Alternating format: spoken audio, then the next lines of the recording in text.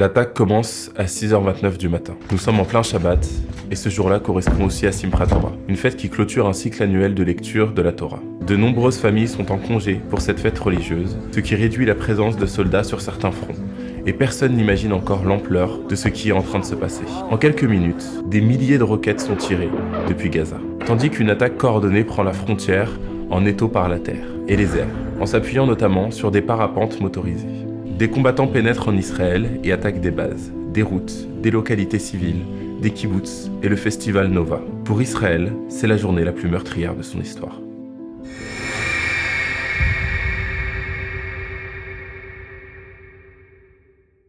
En septembre 2025, encore en plein conflit armé, soit près de 2 ans après le 7 octobre, j'ai décidé de me rendre en Israël. Mon objectif était simple, aller sur le terrain, voir de mes propres yeux les lieux du massacre où plus de 1200 personnes ont été assassinées par le Hamas. Tenter de comprendre ce qu'il s'est réellement passé.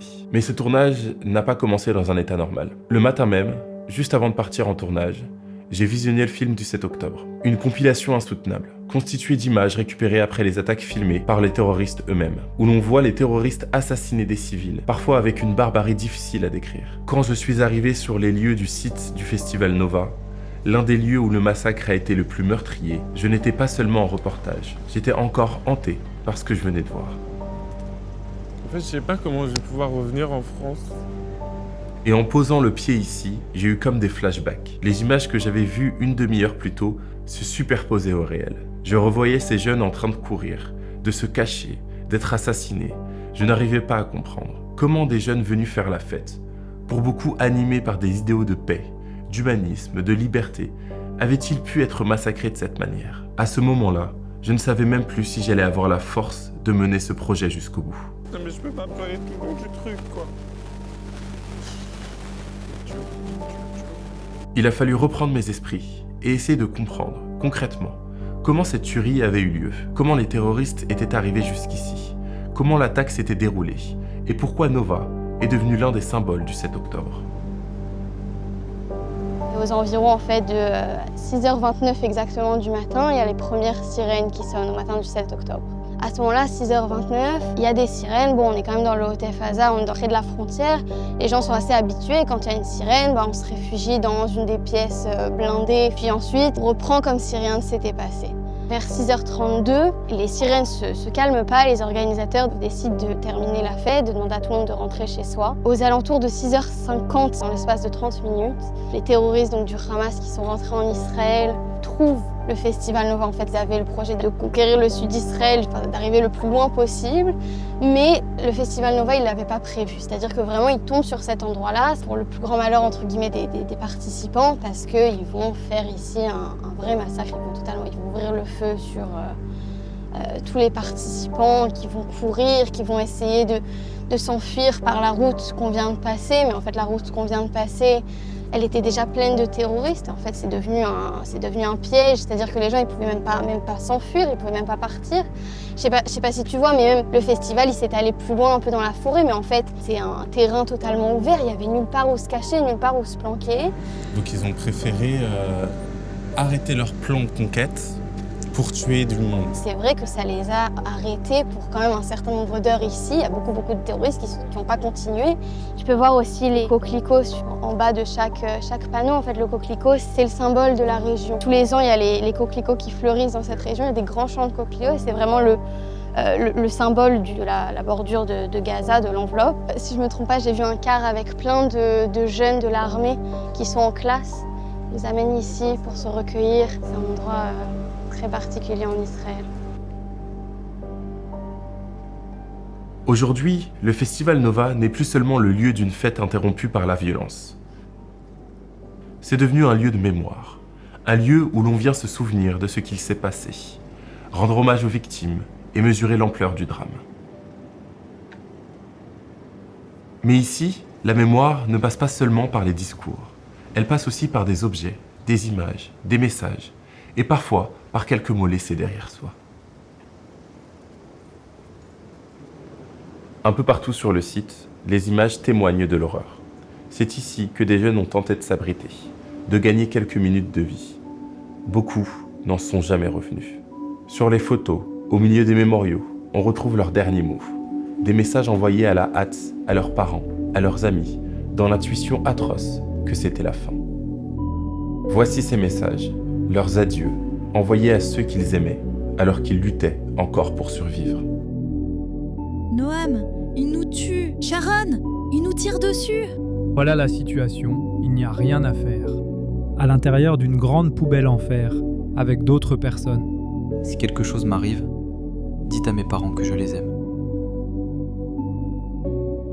À Nova, le 7 octobre a frappé une foule en pleine fête. Mais pour comprendre jusqu'où cette violence est allée, il faut quitter le site du festival et entrer dans un autre espace. Celui de la maison, du foyer, de l'intime. C'est ce que raconte Kfar Aza.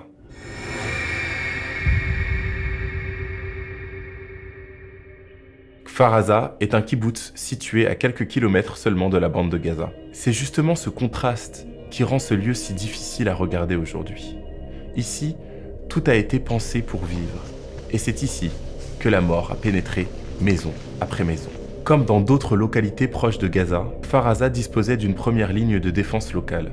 Une équipe de sécurité du kibboutz, composée d'habitants formés à tenir les premières minutes en cas d'intrusion, avant l'arrivée de l'armée. Mais ce matin-là, cette première barrière est débordée presque immédiatement. Les assaillants sont nombreux, organisés, et l'attaque dépasse de très loin tout ce qui avait été envisagé. Ce qui devait être un dispositif d'attente devient, en quelques instants, une ligne submergée à Kfar Aza. Les premières alertes ne provoquent pas immédiatement la panique.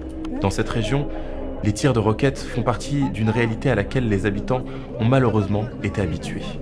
Puis très vite, le doute disparaît.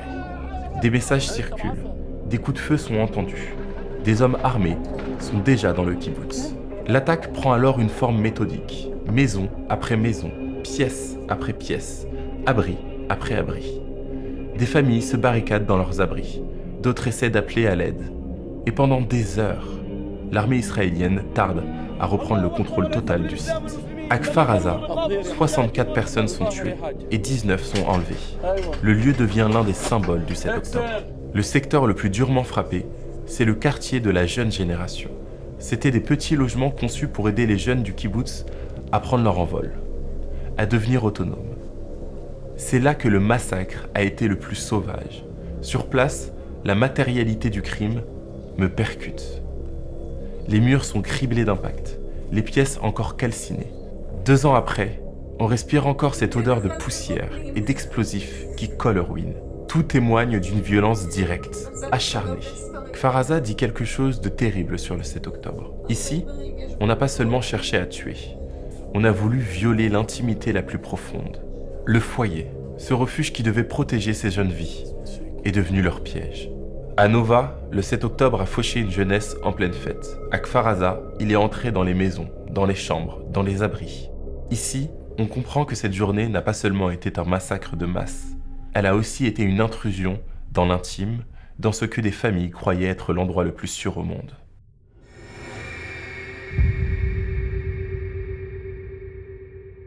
À Tel Aviv, la place des otages est devenue l'un des centres de cette mémoire. Un lieu où se mêlent l'attente, l'absence, la colère et l'espoir.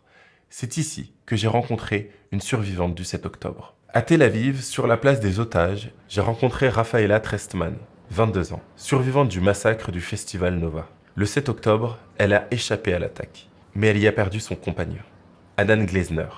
Depuis, elle vit avec ce jour-là. I was with my boyfriend Hanani and with a friend Rafael. And we went to the 232 road, which is the death road when you go to the party. There we saw this road shelter, which is basically this like block of cement with no door. And we just entered there, the three of us. It was 6:50 in the morning, it was pretty early on. And we just sat at the back of the shelter, the three of us, and we were laughing and sending our locations to our families and everything was fine. Suddenly a lot of people came inside of the same shelter and we became to be 40 people in a place that's supposed to fit like 12, I think, when it's full. When we realized there were terrorists outside, I mean, they were already outside of the shelter. So we couldn't do pretty much anything. And then I started hearing like a lot of Arabic, Allahu Akbar, and a lot of shooting and a lot of bombs. And I didn't quite understand what was going on. And they threw inside of the shelter one of many gas grenades. My first thought was like, I'm gonna die as a Jewish in the Holocaust. Because I mean, you grab a lot of people in a small confined space and gas coming up, that's what I thought. They would do this like in cycles, like throwing grenades, and then they would wait in silence like for a few minutes so people would think that they left, and they would run outside and they would shoot them there. They started burning a few of the bodies in the entrance. I don't know if some of them were alive or dead already, and they burned them. So all of the smoke and the gas and everything was like inside of the shelter. We couldn't see, we couldn't breathe, and there's no door. So it was a very, like it's not even a horror movie situation. It's just, and I just sort of waited to die. I mean, I thought maybe I would pass out and not wake up. I thought about maybe that they would check one by one and shoot one by one. And we were in that situation for like 5 hours. At that moment, Hanani, my boyfriend, he chose to try and leave. I don't know if it was about the feeling of trying and doing something, that's what he said. Or maybe the claustrophobic feeling, everything together, I don't know. But he tried to leave the shelter and I didn't see him anymore. And I would scream for Hanani, he wouldn't answer. I didn't know what to do. Suddenly, after all this time, there was this guy that came inside of the shelter and he was entering, screaming something, grabbing someone and getting outside. I just remember seeing a lot of phones ringing, like mom, dad, brother, sister, like calling. And I remember thinking to myself, like, they're calling these people and I can't even tell you how they looked anymore. And I just tried to get outside of the shelter without like stepping on anyone. It just felt so wrong, like some sort of guilt. And I got out. I saw Hanani at the entrance. I saw his body there. At the beginning, I didn't want to accept that I saw him there, like my brain tried to erase it or something. It's weird to explain because the image stuck on me and I saw his body there, but I didn't really process. I actually saw him, so I knew that he died, but didn't process that I saw him. It's kind of weird how the brain works, actually. I was just in complete shock. Out of the 40 people that were in the shelter, only 10 survived. It was pretty much a movie scene. Like I remember them carrying me in the bed and I was looking around and I saw a lot of doctors running and people screaming and then people dismembered and a lot of dead bodies and everything in between. And they just put me this like in between those curtains or something. And I waited there for like 4 hours or something until there was this doctor that came talking English with my mom because she doesn't speak Hebrew very well. And he was like, you're looking for your daughter. I found your daughter for you. This is Rafaela. And she was like, and she looked at me and she was like, how are you crazy? How can you lie to someone about finding their daughter? And she started going away, like she didn't recognize me. And then I said like, mãe, like mom in Portuguese. And then she looked back like so confused, like she didn't understand where the name came from. And then she took a good look at me, came closer, and then she was like, that's you, because I mean, I was all covered in blood. My hair that's blonde was black. I could barely open my eyes because of the gas and everything. Like I was literally unrecognizable. Even my own mom didn't. Hanani's 24th birthday was less than a week after the Nova, on the 13th of October. And like we received the news that they recognized the body only 2 days before that.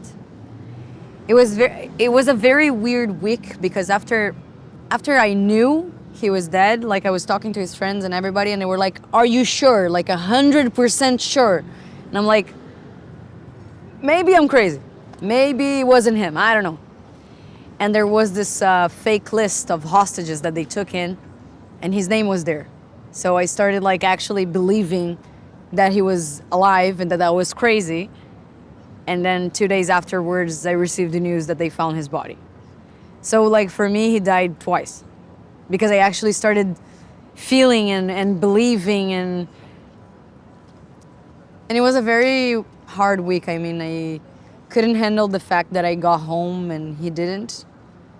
I want people to know a little bit more of what the pain that we went through and we're going through. I mean, Hanani wasn't even Jewish, so you cannot even say that. And he was such a good person. Like he was this light being. He was this angel walking among people and he always let everyone feel included and he was an artist in every way. He would play, he would sing, he would write. He taught me so much about life, so much about enjoying life, so much about appreciating life, so much about being peaceful and loving and caring about another. So it drives me crazy to see how people are blind to what's going on. Like it's just a trend to be pro-Palestinian, which for me is crazy. Like people are actually calling the 7th of October an act of resistance. And I mean, it's crazy for me. Like, how can people not only be so blind, but spread so much hate? I would just recommend to people to just take a step back, stop listening to everyone, and just seek for the actual facts of what's actually going on. And if they don't know, ask. Like, just ask someone from the Jewish community, try and listen a little bit more. And don't trust only TikTok to like inform yourself.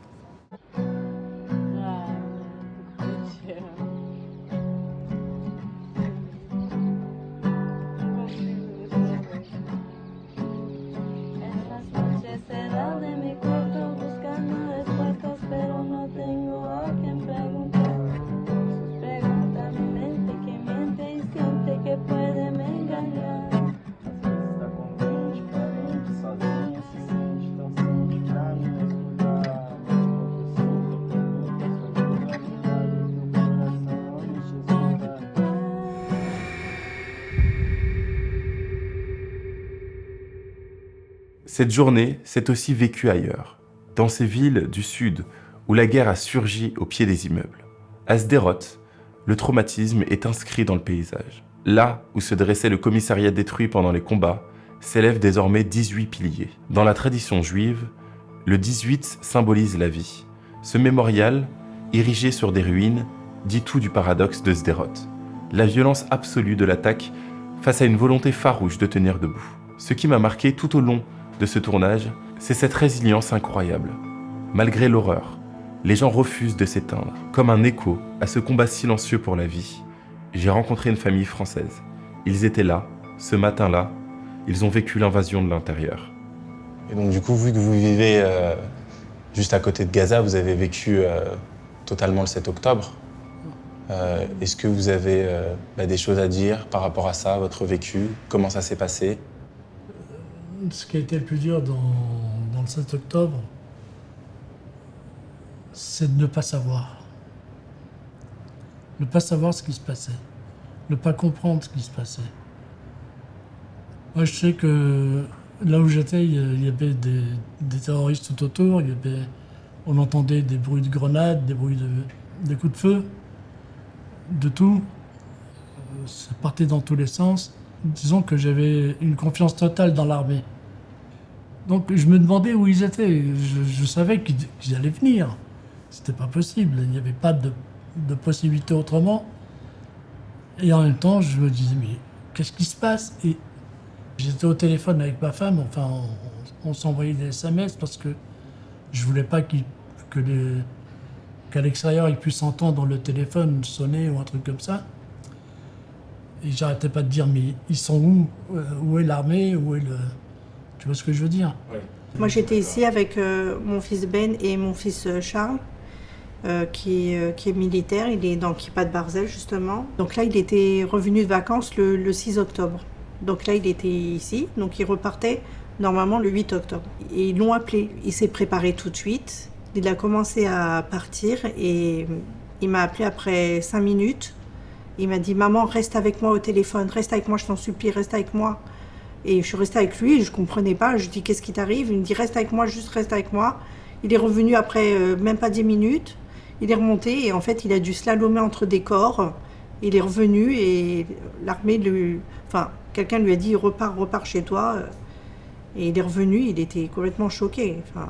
On avait l'impression qu'ils étaient partout. On avait l'impression qu'ils étaient partout parce que on ne pouvait plus faire la différence entre les terroristes et les policiers. Ils avaient volé des voitures de police, c'était fou. Vraiment fou. Et votre fils, du coup, est dans l'armée, c'est ça? Oui. Et ça fait quoi? Parce que c'est vrai qu'en France, on ne connaît pas le service militaire. On a du mal à se rendre compte qu'ici, tous les jeunes, à partir de 18 ans, ils partent dans l'armée, quoi. Qu'est-ce que ça fait de se dire que son enfant... il va au front et il peut potentiellement ne pas revenir. L'armée, c'est une base essentielle pour s'intégrer dans la société israélienne. Donc le fait de faire l'armée, c'est une étape dans le processus. Donc à partir du moment où on est obligé de le faire, on est obligé de le faire. Maintenant, du point de vue des parents, il est évident que savoir que son fils est à l'armée et qu'il peut y avoir la guerre, c'est quelque chose qui te tord les boyaux pendant toute la nuit et toutes les nuits. Voilà. Aujourd'hui, il y a une forme de stigmatisation vis-à-vis des jeunes franco-israéliens qui sont pas engagés dans l'armée et qui font leur service militaire. Il y a des affirmations comme quoi ce seraient des tueurs d'enfants, etc. Qu'est-ce que vous auriez à répondre à ces Français qui peuvent parfois tenir ce genre de propos? Qui ne connaissent pas des enfants israéliens, qui ne connaissent pas la manière d'éduquer les enfants israéliens. On n'éduque pas nos enfants dans le fait de les envoyer tuer des gens. Ça va revenir. Ce que je voudrais dire aux gens, c'est renseignez-vous, ouvrez des bouquins, lisez, apprenez les choses. On fait croire aux gens qu'Israël est le grand méchant loup qui attaque le Hamas et qui attaque et qui veut tuer absolument tous les enfants de la bande de Gaza.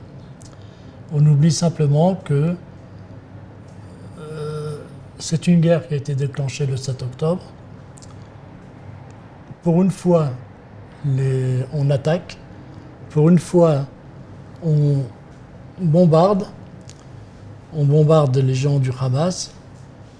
Et malheureusement, et je dis bien malheureusement, et ça je le pense vraiment, il y a beaucoup de Gazaouis innocents qui se retrouvent tués là-dedans.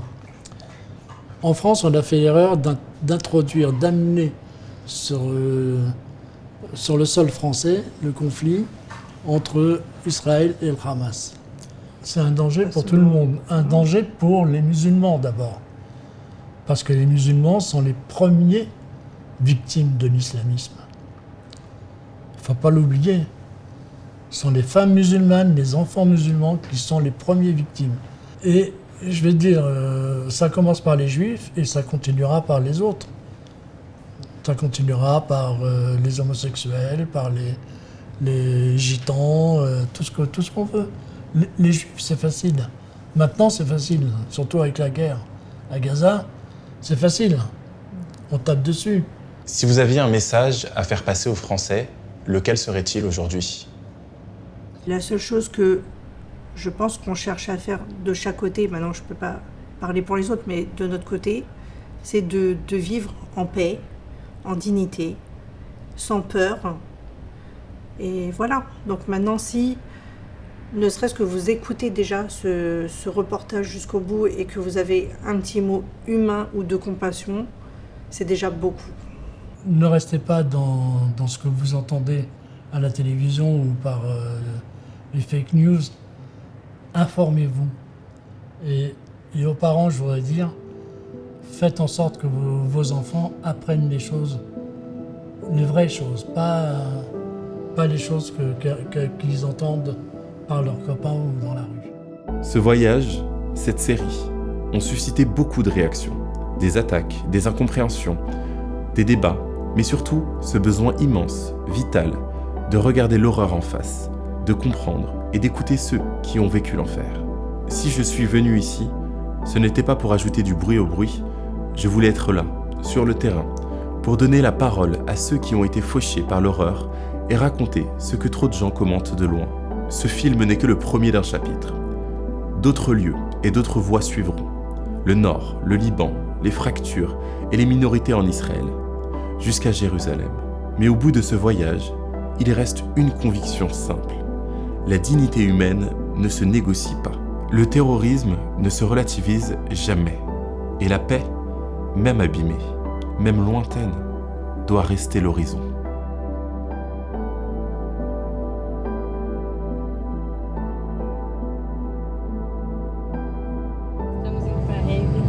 Ainda vivos, acordades. Não será terminando por saber o que a gente vai voltar depois. Fazer um vídeo de ônibus depois, fica legal. Os dois todos sorridentes depois de tal vezes.